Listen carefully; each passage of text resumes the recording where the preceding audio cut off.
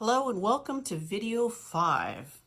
In video 4, the last video, you chose your audience. Well, to be more accurate, I chose your audience for you, and you decided on one main thing you wanted your audience to learn. In the next video, video 6, you will begin to map out the journey of your talk. But journeys are not set courses, predetermined paths. Journeys are something that someone goes on, and that someone is the main character. The main character not only goes on the journey, they actually make the journey. They create the journey as they travel. But they are not the only travelers.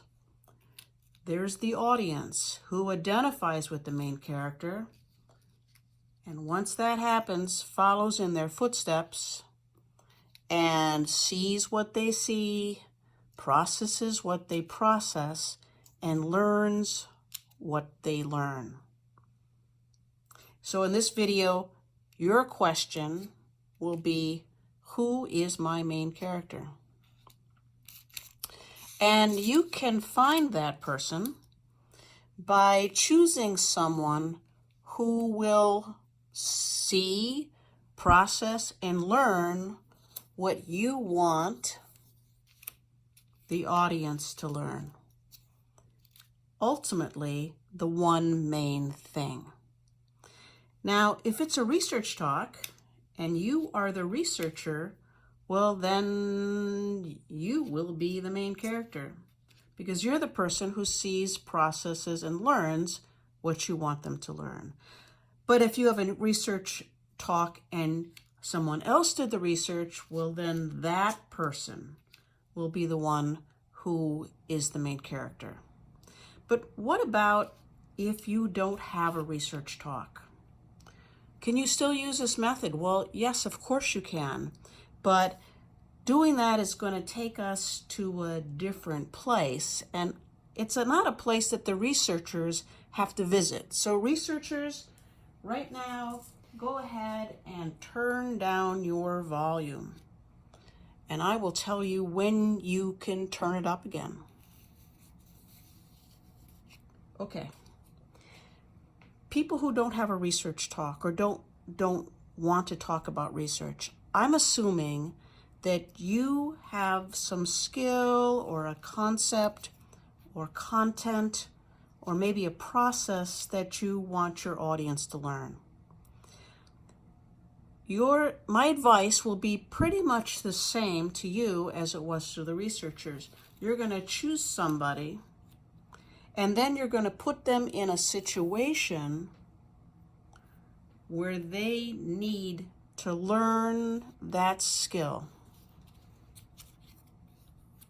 Because that's what you want your audience to do, right? To learn that skill. So your journey will turn out to be more like an example or a case study. And here's the deal. The person, the main character, doesn't have to be an actual factual person. It can be a composite of a lot of people that do have a real existence. It can be a type. It can be a generic person or a generalization, as long as you acknowledge this to the audience. And you can do that, you can signal the audience that this is a hypothetical by your language. Let's say, for example, you could say, here's a grad student, her name, well, let's call her Mary, right? Nobody's really thinks Mary exists. Or you could say there was a small village at the bottom of a very steep mountain. No one's going to go looking for that village on the map. Your audience will be fine with this unless, of course, it turns out that learning this skill or concept or content or process depends on you having an actual factual person for the main character. Okay? All right. Let's call the researchers back.